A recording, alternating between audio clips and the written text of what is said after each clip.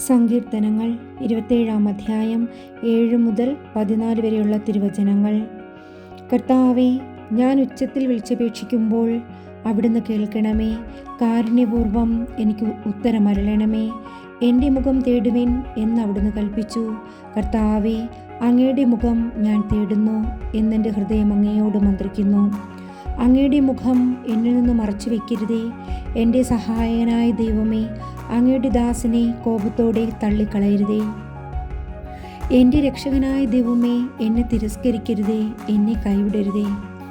അപ്പനും അമ്മയും എന്നെ ഉപേക്ഷിച്ചാലും കർത്താവ് എന്നെ കൈക്കൊള്ളും. കർത്താവേ, അങ്ങയുടെ വഴി എനിക്ക് കാണിച്ചു തരണമേ.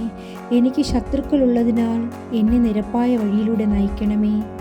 വൈരികളുടെ ഇഷ്ടത്തിന് എന്നെ വിട്ടുകൊടുക്കരുതേ.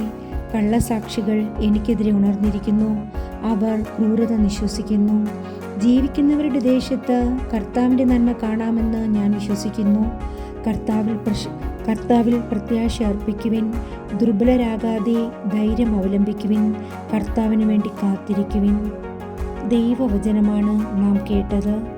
നമുക്ക് ദൈവത്തെ സ്തുതിക്കാം. ആമേൻ.